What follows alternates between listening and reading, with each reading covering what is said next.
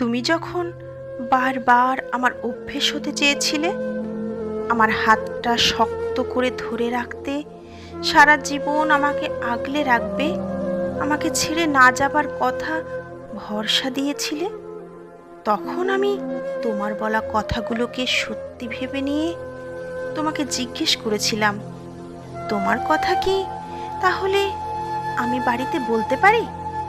তুমি বলেছিলে, হ্যাঁ বলো, কোনো অসুবিধা নেই। আমি তখনও তোমাকে জিজ্ঞেস করেছিলাম, কথাটা ভেবে বলছো তো? তুমি পরে বদলে যাবে না তো? তুমি হেসে বলেছিলে, দূর পাগলি, আমি কেন বদলে যাব, আমি তো তোমাকেই চাই। আমিও বলেছিলাম, আমারও কিন্তু তোমাকেই চাই।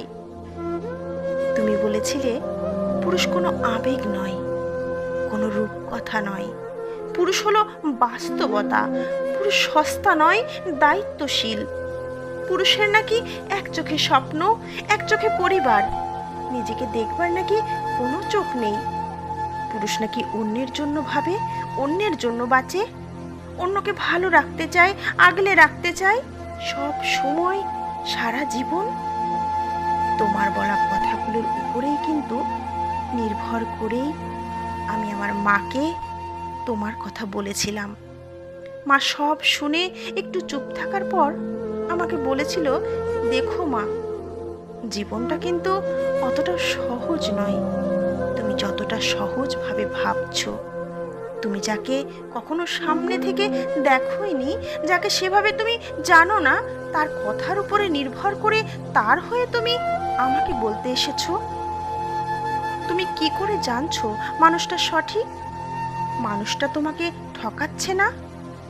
তখন আমি খানিকটা রেগে গিয়েই মায়ের উপরে চিৎকার করে বলে উঠেছিলাম, তুমি সবাইকে অবিশ্বাস করাটা বন্ধ করো মা, সবাই এক হয় না।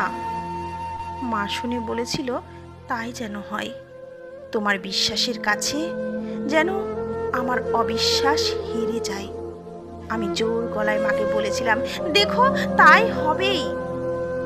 মা হেসে বলেছিল, বাইরের জগৎ সম্বন্ধে তোমার কোনো ধারণা নেই, সেখানে মানুষের বিশ্বাস ভরসা রাখার থেকে বিশ্বাস ভরসা ভেঙে দেওয়া মানুষের সংখ্যা অনেক বেশি।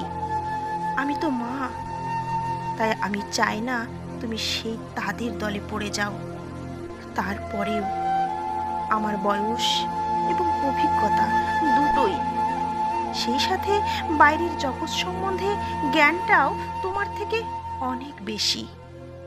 আমরা তো মা, আর মায়েদের একটা অন্তর্দৃষ্টি থাকে, সেই অন্তর্দৃষ্টি দিয়ে মায়েরা সন্তানের ভালো মন্দ সমস্তটাই আগে থেকে বুঝতে পারে। মায়ের বলা কথাগুলো সত্যি বাস্তবায়িত হয়ে গেল আজ। সত্যি মায়েদের একটা অন্তর্দৃষ্টি থাকে, আর সেই অন্তর্দৃষ্টি দিয়ে সমস্তটাই বুঝতে পারে। সেই জন্যই বোধহয় মায়ের থেকে সন্তানের ভালো মন্দ আর কেউ বোঝে না।